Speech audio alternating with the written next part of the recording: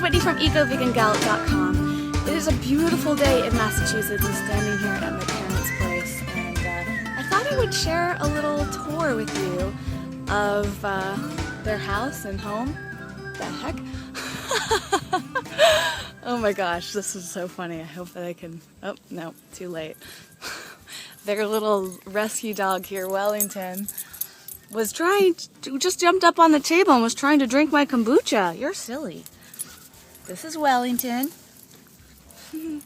They rescued him in Florida about, I think 2 years ago? 1 year and a half. He is the sweetest thing. He has come such a long way. This dog is like a perfect example of a great rescue because he had such a intense personality when they got him. He was really kind of mean and scared and defensive all the time, and now he's just like the sweetest thing.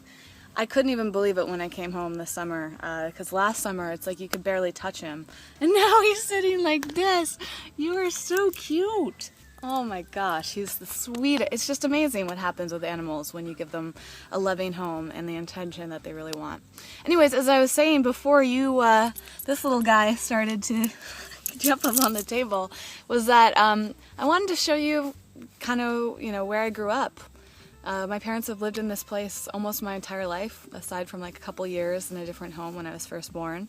And I've been living here myself for the past 2 months, which is the most time I've spent here, maybe since college. And it's just been so phenomenal. Today is like the most incredible day. It's warm. It's like my ideal weather. So let me show you around. So I grew up in this really small town, and when I was growing up, I kind of hated it because I wanted freedom. I was always in love with the big city. Thus, I've lived in 3 big cities: Boston, New York, Los Angeles, and San Francisco. And nowadays, it's like I couldn't wait to come back here and spend time with my family and a few friends that still live here and just relax. It's been really phenomenal. It's funny how you grow up, not liking one thing, and then when you're older, you appreciate it more. But, it's also amazing, too, after living in a city. It's so hard to imagine having this much space. We have this big backyard here, and then most of it is actually woods. And the majority of it is taken up by this, which is my mother's horse barn. And it's also funny because I grew up with horses, so I didn't realize how much of a kind of, for lack of a better word, luxury that was, or how, kind of privileged or special it was to have horses and to grow up with so much space. People kind of associate that with being super wealthy. My parents are certainly not, but they definitely my mom has built her life around having horses. She's a dressage rider, professional, really, that's everything that she does. So she trains horses, she trains people, and she has them here. This is her horse here, and he is just so sweet. It's interesting, since I grew up with horses, it kind of just gave me this respect for animals. They're just such a different type of creature. I think that's probably where it began. And then we had all these other animals. My parents have had all sorts of types of birds. We had turkeys growing up. Have you ever seen that video? I have one. I'm looking for the other. We've always had geese. My mom would just go and get little baby birds of different types, ducks, chickens. We just raise them. Geese are a huge pain in the butt. They're always very angry. Hey guys.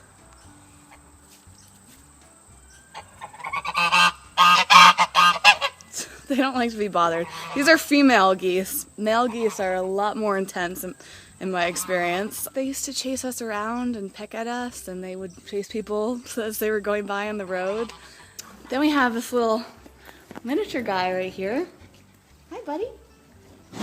Very sweet. My parents rescue cats sometimes, and since we have this big barn, they keep them up. We have this hayloft here. This is our newest addition to our farm here, which is Tom. Hey, Tom. Oh my gosh, I'm so in love with this cat. It's really cool. We have a couple feral cats that we'd never see. They haven't adapted to being around us. Tom here, though, came from a cool family. I forget the whole story behind Tom, but something about people not being able to keep him. So my mom got him, and now he's up here. He has this huge hayloft all to himself. And he just roams around, and I come up here and give him attention whenever I have time because I love him so much. And Evie always tries to follow me up here. Evie, you can't come up here. I know. Today I'm across the street. It's a stormy day, completely different from yesterday. My best friend's parents live right next door, which is probably why we became best friends. And I'm currently picking some of their delicious kale. And they have this amazing garden here that's just really inspired me to start thinking about ways I want to grow my own food, because it just made it seem so easy. I mean, it takes a lot of work, but it's still possible to grow so much. They have kale and cucumbers and tomatoes and squash, all sorts of different herbs, raspberries, hazelnuts even. It's just amazing how much you can grow. And this is in Massachusetts. It's not like it's like in California where like you can grow anything all year round. So it just really kind of opened my eyes. This friend and her family are really a part of the big inspiration for me to have gone into like healthy eating and sustainability. When we were growing up, they didn't like eat sugar, and I always thought that was so weird, and I always felt kind of bad for her. And they also always went to like the natural stores, had whole grains around. I remember that was like the first time I had wheat, like whole wheat flour. And my best friend was the first one to really introduce me to organic foods and get me thinking about that. She got me thinking about packaging so much. So it's really amazing how people in your life can inspire you and start you to get thinking differently. But it's also amazing to think about the ways in which you can grow your own food. I mean, this is a pretty sizable garden, but not that big.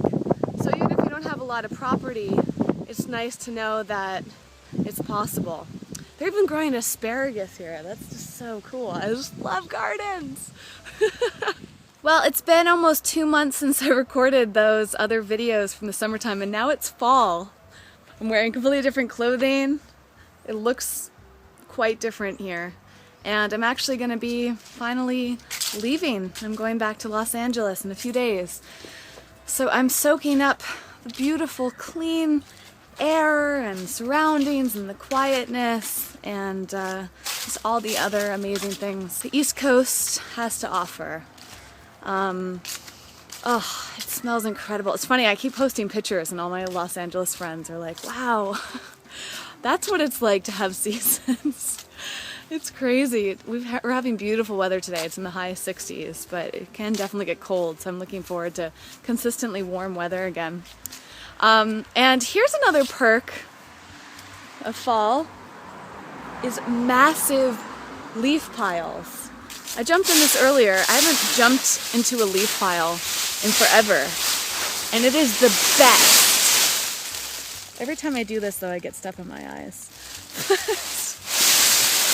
Oh, this is just heaven. I'm actually going to read out here, I think. Unless, like, weird bugs. I don't know. I haven't sat in a leaf pile in a long time. But I thought that this might be a nice way to end those other videos. Few little thoughts. It's been really nice taking this time off for myself and stepping away from the big cities for a while and really gaining perspective. I've learned a lot about myself in the past few months. I've spent a lot of time with my immediate family, which has been incredible. It's been really interesting. A lot of just great things have happened out of this. If I were to give advice, I would say take the time that you need and do things that you need to do for yourself. And don't be worried about the future or what other people think, what's right or wrong, you know? I know that's a general advice, but it really does make a huge difference for your health. I've definitely gotten a lot of rest. I have really had time to think about food and what I want to eat. I've had time to read. Started this book club, and now I'm reading all these amazing books and learning so much about health and you know, philosophy even, and psychology and environment it's just like there's so many great things. So I highly recommend that if you have the opportunity or the desire to take time off. The moral of my experience is live your life, do what you want to do, and your health will really benefit from it. And yeah, everything in your life will benefit from it. So I'm gonna lie here and read a book until the sun goes down, or until bugs start crawling on me. Thanks so much for watching. Look forward to hearing your comments. And if you have videos of where you grew up, I would love to see those. Or if you just want to show me like where you're living right now, would love to see them. And any thoughts that you have, you know, if you want to talk about taking time for yourself, whether it's an extended vacation like mine or just small moments, anything that relates to this, I'd love to hear it. A tour of your garden, that could be cool. I love it when I see videos from you guys, or just leave some comments and tell me some things. All right, well, you know where to find more information, ecovegangal.com, and be sure to subscribe, do all types of videos. And if you like this video, give it a thumbs up. All right, thanks for watching. I'll see you later. Bye.